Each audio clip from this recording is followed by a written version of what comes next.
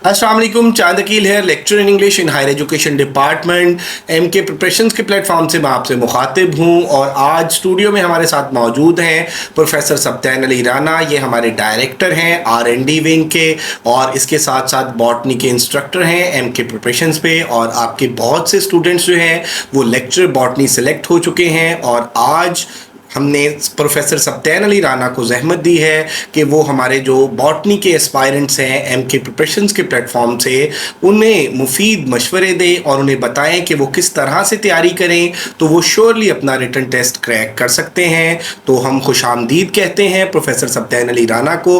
अस्सलाम वालेकुम सर। वालेकुम सर, आप कैसे हैं? जी अल्हम्दुलिल्लाह। सर, सबसे पहले तो हमारे जो स्टूडेंट्स हैं वो ये जानना चाहेंगे कि आपने अपनी कामयाबी का ये सफ़र किस तरह से तय किया और किस तरह से माशाल्लाह आपने 5 जो मुख्तलिफ कमीशन के एग्ज़ाम्स हैं उन्हें पास किया और आज आप यहाँ तक पहुँचे। जी सर, मैंने अपनी जो फाइनल डिग्री थी मास्टर्स की एमएससी बॉटनी वो 2016 में जीसी यूनिवर्सिटी फैसलाबाद से मुकम्मल की। अल्लाह ताला ने करम किया, गोल्ड मेडल मिला। उस वक़्त एजुकेटर की जॉब्स बड़े तवातर से आ रही थी, मतलब हर साल ही आ रही थी। तो अपने फाइनल रिज़ल्ट आने से पहले मैं अप्लाई कर चुका था। तो सबसे पहले मेरी सिलेक्शन हुई प्राइमरी स्कूल टीचर के तौर पर। तो 1 साल मैंने वो जॉब की, अगरचे वो एक मिनिमल जॉब कंसिडर की जाती है, ख़ासतौर पर तब जब सीटें बाकायदगी से आ रही थी और लोगों को लगता था कि बड़े आराम से कोई भी जॉब हो जाएगी। तो ये एक आसान सा टारगेट था, बहुत सारे लोग ज्वाइनिंग भी नहीं देते थे, लेकिन मैंने वो जॉब की और उस दौरान हमारी ट्रेनिंग्स होती रही। 1 साल वो जॉब की। नेक्स्ट ईयर फिर जॉब्स आई, middle school teacher, high school teacher, AO. मैंने तैयारी करके उनके टेस्ट दिए, अल्हम्दुलिल्लाह तीनों क्लियर हुए। और जो मेरी प्राइमरी स्कूल टीचर की जॉब का एक्सपीरियंस था वो मेरे काम आया। एओ की जॉब का जो टेस्ट था वो ज़्यादातर उसी में से था, उन्हीं ट्रेनिंग्स में से था। तो वो मेरा क्लियर हुआ और मैंने 1 साल जॉब की एज असिस्टेंट एजुकेशन ऑफिसर। उस दौरान मैंने बहुत सारी चीज़ें स्टडी की, बहुत सारे थ्योरम्स और जो टीचिंग टेक्निक्स हैं वो स्टडी की। उसके बाद 2017 में सीटें आई लेक्चरर बॉटनी की पंजाब पब्लिक सर्विस कमीशन के थ्रू। उसके लिए मैंने अप्लाई किया तो 2018 में उसका फाइनल रिजल्ट आया। अल्हम्दुलिल्लाह पूरे पंजाब में मेरी तीसरी पोजीशन थी, मेरिट में मेरा तीसरा नंबर था। और अल्लाह ताला ने करम किया, अपने ही शहर में, अपने ही तलीमी इदारे में, गवर्नमेंट फरीदिया कॉलेज पाकिस्तान में मेरी सिलेक्शन बतौर लेक्चरर के तौर पर होगी। माशाल्लाह sir, you are gold medalist. और जैसा कि आपने पूरे पंजाब में तीसरी पोजीशन हासिल की, तो मैं सिर्फ आपसे ये पूछना चाहूँगा कि वाई बॉटनी, आपने इस सब्जेक्ट का ही इंतखाब क्यों किया? क्योंकि बुनियादी तौर पर हमारे बहुत से स्टूडेंट्स होते हैं, उन्हें सब्जेक्ट सिलेक्शन में बहुत प्रॉब्लम होती है। जब वो अपनी इंटर की डिग्री को कंप्लीट करते हैं, आफ्टर दैट उन्हें कोई बताने वाला नहीं होता या उन्हें सब्जेक्ट्स के डिफरेंट सब्जेक्ट्स के स्कोप के हवाले से आइडिया नहीं होता। तो आप मुझे ये बताएं कि आपको किसने गाइड किया कि आपने बॉटनी का इंतखाब किया? सर, हम साइंसिस के लोगों की 2 बेसिक डोमेन्स होती हैं, मेडिकल और नॉन मेडिकल। तो मेडिकल में बॉटनी, जोलॉजी और केमिस्ट्री 3 सब्जेक्ट्स हैं और स्टूडेंट्स इन तीनों में से किसी का एक इंतखाब करते हैं। ज़्यादातर केसेस में तो यही देखा गया है कि ये इंतखाब एक्सीडेंटल सा होता है।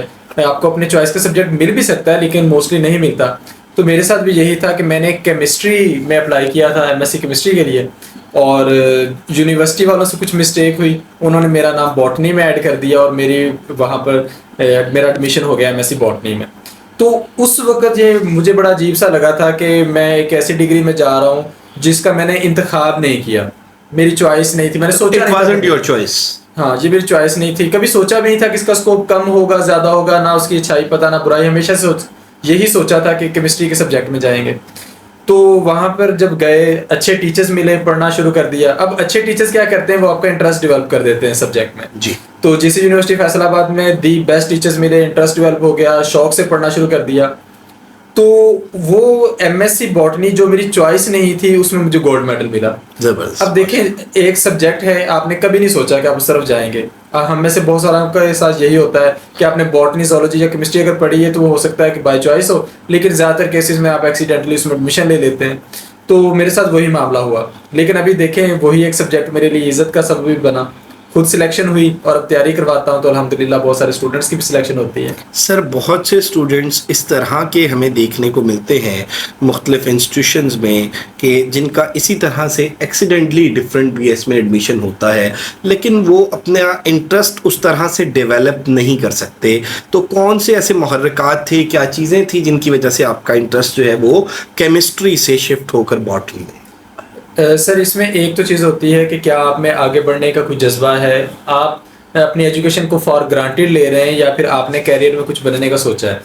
तो सब्जेक्ट कोई भी हो, लेकिन मैंने कैरियर में कुछ बनने का तो हमेशा से सोचा था और दूसरों से पीछे रह जाना कभी भी पसंद नहीं आया। तो एमएससी बॉटनी में एडमिशन लेने के बाद मेरा टारगेट यही था कि जिस डिग्री में भी हूँ इसमें अपना दी बेस्ट देना है। अच्छे टीचर्स मिलना ये एक नेमत होती है, लेकिन फ़ायदा उठाना आपके अपने हाथ में होता है। यानी कि अगर आप मेहनत करेंगे तो फिर आपका इंटरेस्ट भी डेवलप होकर सारी चीज़ें चलेंगी, क्योंकि जब आप अच्छा परफॉर्म करते हैं आपकी तारीफ होती है, वही तारीफ आपके लिए मोटिवेशन बन जाती है और वही आपका इंटरेस्ट बन जाती है। तो हमारे पास कोई भी सब्जेक्ट हो, जिस तरह के हमारे पास जो एस्पायरेंट्स तैयारी करते हैं, तो मैं मोस्टली यही कहता हूँ कि आप डिग्री ले चुके हैं, अब अगर आप ये सोचते हैं कि आपका इंटरेस्ट है या नहीं है, वो आपने डिसाइड करना है। मतलब वो ऐसा नहीं कि कोई इल्हामी तौर पर कोई बात आपके माइंड में आ जाएगी कि ये आपका इंटरेस्ट था, आपने उसे डेवलप करना है। आप उसे जितना पढ़ेंगे वो आपके लिए उतना आसान हो जाएगा, जो चीज़ जितनी आसान होगी वो आपको उतनी इंटरेस्टिंग भी लगेगी। सर बहुत से सब्जेक्ट्स को लेके हमारे यहाँ पे मिसकंसेप्शन है कि इन सब्जेक्ट से रेलेवेंट जो जॉब्स हैं वो कहाँ पर आती हैं, किस तरह से आती हैं, या इनसे रेलेवेंट शायद सिर्फ टीचिंग प्रोफेशन की जॉब्स ही हैं। तो अगर मैं आपसे बॉटनी के बारे में ये पूछूं कि इस सब्जेक्ट का आप क्या स्कोप देखते हैं, और वो तलबा व तालबात जिन्होंने BS chemistry, MSc chemistry, MS chemistry, MPhil chemistry किया है, तो वो टीचिंग के अलावा टीचिंग में भी किस किस लेवल पर अप्लाई कर सकते हैं, कहाँ कहाँ पर अप्लाई कर सकते हैं, और टीचिंग के अलावा अगर उनका कोई स्कोप बनता है तो काइंडली हमारे तलबा व तालबात को आप वो भी गाइड करें। बेसिक साइंसेस में सबसे जो बड़ा स्कोप है और जो सबसे आगे निकलने की चीज़ है वो रिसर्च है। यानी कि अगर आपने ये डिसाइड कर रखा है कि हमने अपने सब्जेक्ट की बेस पर तरक्की करनी है, तो आप रिसर्च बेस तरक्की कर सकते हैं। आप एमफिल करेंगे, आप पीएचडी करेंगे, आप अच्छी रिसर्च करेंगे, पोस्ट डॉक करेंगे, तो वो आपका स्कोप है और उसके लिए आपको पूरी दुनिया स्कॉलरशिप्स ऑफर करती है। अगर आपने स्कोप सोच रखा है जॉब के एतबार से, तो उस हवाले से प्राइवेट और गवर्नमेंट दोनों सेक्टर्स में जॉब्स हैं। यानी कि गवर्नमेंट आपको, फॉर एग्जांपल हम बॉटनी की ही बात करें, तो बॉटनी सब्जेक्ट की बेस पर गवर्नमेंट आपको टीचिंग जॉब्स स्कूल लेवल पे, कॉलेज लेवल पे, यूनिवर्सिटी लेवल पे ऑफर करती है। रिसर्चर की जॉब्स आपको ऑफर की जाती हैं यूनिवर्सिटी में, और साथ साथ रिसर्च इंस्टीट्यूट्स हैं, लाइक यूब एग्रीकल्चरल रिसर्च इंस्टीट्यूट है, निबजी है। तो इस तरह के रिसर्च इंस्टीट्यूट्स में आपको जॉब्स ऑफर की जाती हैं।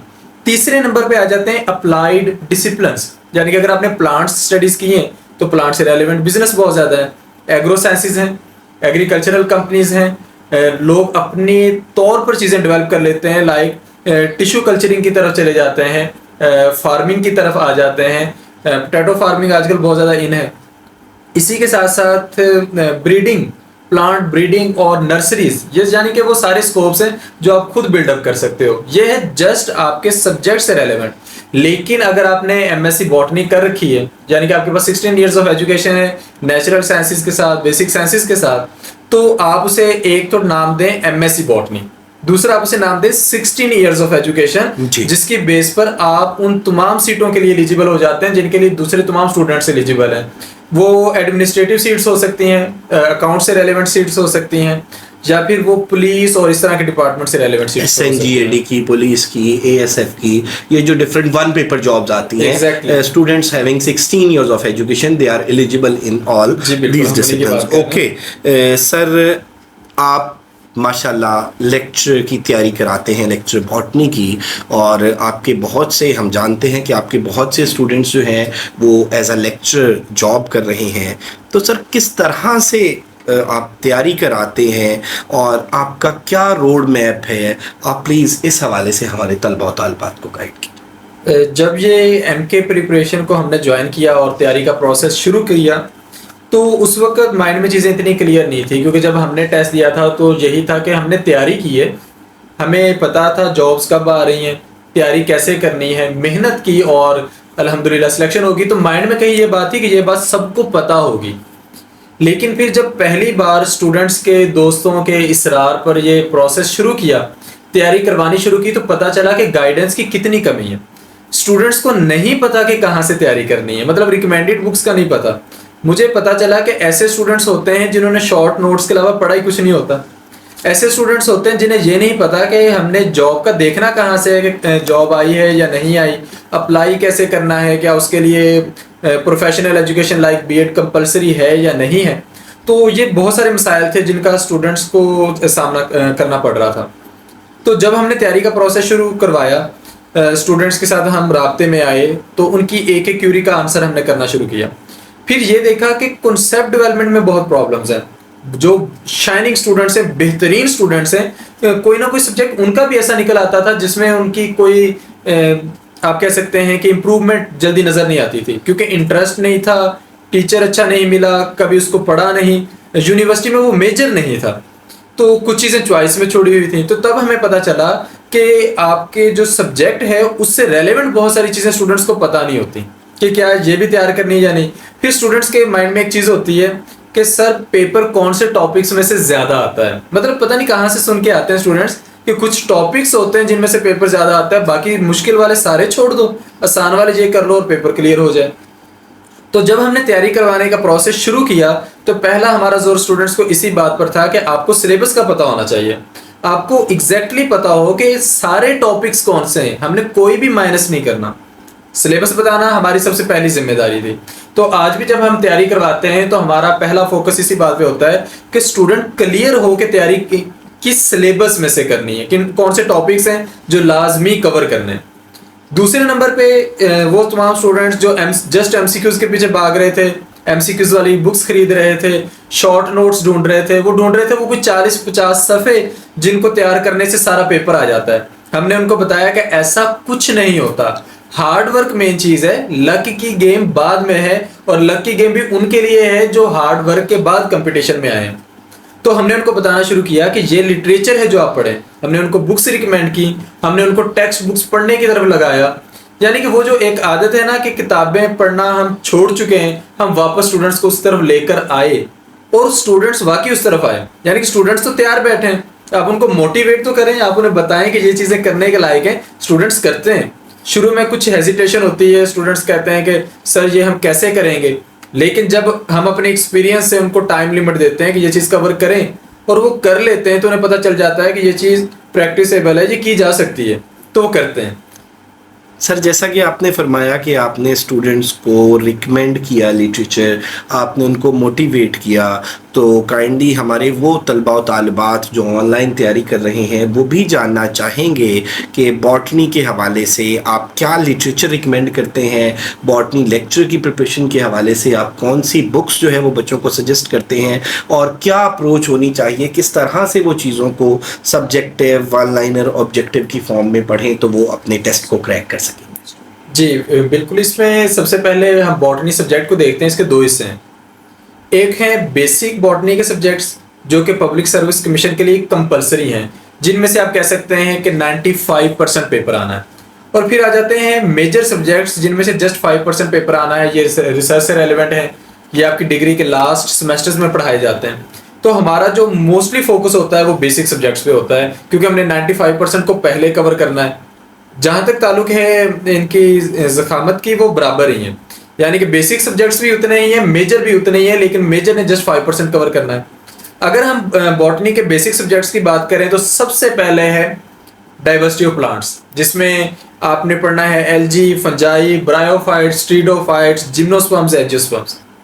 दूसरे नंबर पे है प्लांट मॉर्फोलॉजी, जिसमें हम सारे मॉर्फोलॉजिकल कैरेक्टरिस्टिक्स पढ़ते हैं, स्पेशली हम एंजियोस्पर्मिक फैमिलीज को मेंशन करते हैं, डिस्कस करते हैं। तीसरे नंबर पे इसमें आ जाते हैं प्लांट एनाटॉमी। ये एक मुश्किल पोर्शन है जो स्टूडेंट्स स्किप करना चाहते हैं, लेकिन इसमें से बहुत क्वेश्चंस आते हैं। इसके बाद हमारे पास वो हिस्सा आ जाता है जो बॉटनी और ज़ूलॉजी का कॉमन है, like cell biology, genetics, evolution, ecology. एक एंड पे हिस्सा रह जाता है प्लांट फिजियोलॉजी, जिसमें एंजाइम्स हैं, फोटोसिंथेसिस है, रेस्पिरेशन है, ये बायोएनर्जेटिक्स वाला पोर्शन भी हम इसे कहते हैं। इसके साथ साथ प्लांट हार्मोन्स हैं, प्लांट मूवमेंट्स हैं, ग्रोथ एंड डेवलपमेंट का सारा हिस्सा है इसमें, सीड डोरमेंसी है, फ्रूट डिस्पर्सल, सीड डिस्पर्सल, ये सारे टॉपिक्स आते हैं। और एक रह जाता है माइक्रोबायोलॉजी वाला हिस्सा, जिसमें वायरसेस आ जाते हैं, बैक्टीरिया आ जाते हैं और बेसिक क्लासिफिकेशन सिस्टम्स वो शामिल होते हैं। सर क्या रिकमेंडेड बुक्स के हवाले से आपकी कोई वीडियो एमके प्रिपरेशंस के प्लेटफॉर्म पे अपलोडेड है? जी बिल्कुल, यूट्यूब पर अगर आप सर्च करें एमके प्रिपरेशन बॉटनी के नाम से तो आपको सारी उसमें डिटेल मिल जाएगी। जहां तक ताल्लुक है कि इसमें कौन सी बुक्स पढ़ना बहुत जरूरी है, तो जिन सब्जेक्ट्स का मैंने नाम लिया इनके लिए सबसे बेसिक लिटरेचर है बॉटनी ए, बी, सी और डी, जो मुख्तलिफ नामों से मार्केट में है। लाइक रियाजुल हक रामी सर की बुक्स जो हैं वो बहुत डिटेल में है, कारवान सीरीज है तनवीर मलिक साहब की, वो बहुत डिटेल में है। इंडियन ऑथर्स ने भी बहुत अच्छा लिख रखा है। हमारे यहाँ एक कॉन्सेप्ट ये होता है कि हमारे ऑथर से बेहतर इंडियन ऑथर्स होंगे, उनसे बेहतर फॉरेन ऑथर्स होंगे। कहीं ना कहीं इसमें सच्चाई भी है, लेकिन हमारे ऑथर्स का लिखा हुआ किसी भी सूरत कम नहीं है, तो मैं तो पहले नंबर पे उन्हीं को प्रेफर करता हूँ। लेकिन अगर आप दूसरे नंबर पे जाते हैं तो आप डॉक्टर बीपी पांडे, आप उनकी बुक स्टडी कर सकते हैं, आप डॉक्टर ओपी शर्मा उनकी बुक्स स्टडी कर सकते हैं। ये है इंडियन ऑथर्स। और अगर आप फॉरेन ऑथर्स की तरफ जाते हैं तो उसमें फिर सिलेक्टिव बुक्स की तरफ जाना पड़ता है, यानी कि जनरल बुक्स के लिए आप कार्प की बुक्स स्टडी करते हैं, आप प्लांट फिजियोलॉजी स्टडी करते हैं, टेज एंड जिगर की आप स्टडी करते हैं, इसाऊ की बुक, और इसी के साथ साथ आप Solomon biology, Ravan biology, Campbell biology. लेकिन ये जनरल टॉपिक्स के लिए ये बुक्स होती हैं। सर ऑनलाइन टीचिंग को आप कहाँ देखते हैं? क्योंकि हमारे यहाँ पे स्टूडेंट्स के अंदर एक मिसकंसेप्शन पाई जाती है, स्टूडेंट्स के अंदर इनसिक्योरिटी पाई जाती है, स्टूडेंट्स को कुछ इश्यूज़ हैं कि शायद ऑनलाइन टीचिंग उनके लिए उस तरह से बेनिफिशियल नहीं होती या उसमें तैयारी नहीं हो पाती। तो आप कितने बैचेस पढ़ा चुके हैं लेक्चर बॉटनी के, और आप कहाँ पर देखते हैं ऑनलाइन टीचिंग को? And do you think that के ऑनलाइन टीचिंग ने हमारी जो ऑन कैंपस टीचिंग थी किसी ना किसी हद तक उसको रिप्लेस किया? सर आज का दिन और मुस्तकबिल दोनों ऑनलाइन टीचिंग के साथ जुड़े हुए हैं। अब हकीकत यह है कि मॉडर्न वर्ल्ड में ये दुनिया ग्लोबल विलेज बन चुकी है। तो अगर आप आज यहाँ पर बैठे हैं तो आप पूरी दुनिया के साथ कनेक्टेड हैं, पूरे मुल्क के साथ कनेक्टेड हैं। ऑनलाइन टीचिंग में हमने जिनको पढ़ाना है वो पहले से पढ़े हुए हैं, हमने वेल एजुकेटेड लोगों को पढ़ाना है, लेकिन ऐसे लोगों को जो वेल ट्रेंड नहीं है, उनको आइडिया नहीं है कि जो हमने पढ़ा हुआ है उसको यूटिलाइज कैसे करना है, उसको अच्छे तरीके से रिवाइज कैसे करना है। तो हमारे सेशंस में हमें ए से लेकर जी तक पढ़ाना नहीं पड़ता, हमें उन्हें बताना पड़ता है कि किस टॉपिक को किस तरीके से पढ़ें, कहाँ से पढ़ें, कैसे रिवाइज करें और कैसे उसमें से क्वेश्चंस पूछे जा सकते हैं। हम उनको बार बार मुख्तलिफ प्रैक्टिस सेशंस में से गुजारते हैं।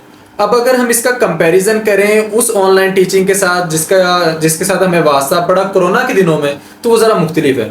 वो ऑनलाइन टीचिंग थी उन स्टूडेंट्स को पढ़ाना जिन्होंने टॉपिक पढ़े ही नहीं हुए थे, यानी कि आप उनको जूम पर सामने बिठाकर लेक्चर्स दें और क्वेश्चन आंसर्स के जवाब दें, वो एक अलग चीज़ थी। लेकिन यहाँ पर ये जो ऑनलाइन सेशंस हैं, यहाँ पर स्टूडेंट्स को जो कि पहले से पढ़े हुए हैं, जो अब गाइडेड नहीं है, हमने उनको गाइड करना है, उनको लेकर चलना है, उनको तैयार करना है। मिनिमम डेज में हमने उन्हें मैक्सिमम आउटपुट के लिए तैयार करना है। तो हम क्या करते हैं कि अपने सिस्टम में हमने शामिल किया है टेस्टिंग एंड इवेल्युएशन प्रोसेस। इसमें क्या होता है कि स्टूडेंट्स को जब आप गाइड कर दें तो उसके बाद भी आपने उनको इवेल्युएट लाजमी करना है। अगर आप उनकी असेसमेंट नहीं करेंगे, एक तो वो काम नहीं करेंगे, और अगर कर भी लेंगे तो उन्हें आइडिया नहीं होगा कि वो तैयारी में कहाँ पे खड़े हैं। तो हम क्या करते हैं, उन्हें गाइड करते हैं, कॉन्सेप्ट डेवलपमेंट में उनकी हेल्प करते हैं, और ये सारी हेल्प करने के बाद हम उनके टेस्ट कंडक्ट करते हैं टॉपिक वाइज। और जब टेस्ट कंडक्ट करते हैं तो उसके बाद उनकी जो मिस्टेक्स होती हैं उनको डिस्कस करते हैं, और बहुत डिटेल में जाकर डिस्कस करते हैं ताकि सिमिलर मिस्टेक वो दोबारा ना करें। फिर स्टूडेंट के साथ एक और इशू ये होता है कि वो पेपर वाले दिन कहते हैं हमें आता था लेकिन क्वेश्चन को जज करने में हमसे मिस्टेक हो गई। They are not able to decipher or to understand the statement of the question. Exactly वो उसमें कोई एक टर्म मिस कर जाते हैं। जिस तरह मैंने कुछ दिन पहले एक टेस्ट लिया तो मैंने एक कीटो पेंटोज शुगर के बारे में पूछा। अब स्टूडेंट के जहन में आया कीटो शुगर, उसने ऑप्शंस में से जो पहली कीटो शुगर मिली उसने टिक कर दिया। अब उसने वर्ड कौन सा मिस किया, पेंटोज। तो उनको कहीं ना कहीं ये बात बतानी होती है कि अगर एक क्वेश्चन की स्टेटमेंट बनती है तो हर एक वर्ड बहुत सोच समझ के डाला जाता है। आपने पूरी स्टेटमेंट पढ़नी है और देखना है कि इसका क्या पॉसिबल आंसर बन सकता है, और ये वो चीज़ है जो उस दिन क्लिक करेगी। सब्जेक्टिव पेपर तो होना नहीं, पेपर होना है MCQs की फॉर्म में, तो या तो ठीक है या गलत है। ऐसा नहीं कि वो कहेंगे कि आपका 90% ठीक है। तो इसलिए हम स्टूडेंट्स को जब इस प्रोसेस से गुजारते हैं तो मिस्टेक नहीं करते। अब जहां तक हम ये सोचें कि ये सिस्टम काम भी कर रहा है कि नहीं, ये कोई फायदा भी दे रहा है कि नहीं, तो हम उस सिलसिले में अब मुकम्मल आप कह सकते हैं कि कॉन्फिडेंस में हैं। रीजन ये है कि अब तक हम जितने 20 सेशंस पढ़ा चुके हैं, कोई भी सेशन ऐसा नहीं गया कि जिसमें से कोई स्टूडेंट सिलेक्ट ना हुआ हो। माशाल्लाह। यानी कि हमारे स्टूडेंट्स ने टॉप भी किया है पब्लिक सर्विस कमीशंस में, पूरे सूबे में उनकी फर्स्ट पोजीशन आई है। और अब तक तो इतने स्टूडेंट सिलेक्ट हो चुके हैं कि हमें उनकी तादाद, उनके नाम भी एग्जैक्टली याद नहीं है। तो ये सिस्टम ने ही काम किया है, सिस्टम ने ही हमें ये हेल्प की है इस रिजल्ट तक पहुंचने में। सर, एक अच्छे टीचर का स्टूडेंट की ज़िंदगी में क्या रोल होता है? एक अच्छा टीचर किस तरह से अपना किरदार अदा कर सकता है किसी स्टूडेंट का मुस्तकबिल बनाने? कहा जाता है कि एक अच्छा टीचर जो होता है वो एक दिए, एक मशल की तरह होता है जो खुद जलता है और दूसरों को रास्ता दिखाता है। तो अब यहाँ पर अगर एक टीचर अपने स्टूडेंट्स के साथ बहुत सिंसियर है तो वो उनको उम्मीद दिला सकता है। यानी कि सबसे ज़रूरी तरीन चीज़, वो स्टूडेंट जो मुल्क के हालात से घबराए होते हैं, जो किसी एक आध नाकामी से घबराए होते हैं, टीचर उनको मोटिवेट रखता है। और ये बहुत ज़रूरी होता है क्योंकि आपकी उस दिन की एनर्जी कई गुना बढ़ जाती है जिस दिन आपको मोटिवेशन मिल जाए। तो हम यही करते हैं, हम वो काम जो स्टूडेंट्स ने 2 सालों में करना होता है वो हम उनसे 2 माह में करवा लेते हैं। मतलब स्टूडेंट्स इतनी किताबें सामने रखकर बैठे रहेंगे और सोचेंगे हम कर लेंगे, 2 साल में भी नहीं करेंगे, लेकिन हम उनसे वही काम ज़बरदस्ती 2 माह में करवा लेते हैं। तो इस तरह ये एक चीज़ होती है, हम उनको कांस्टेंट रखते हैं। ये कंसिस्टेंसी, ये एनर्जी ही उनकी कामयाबी की ज़मानत बन जाती है।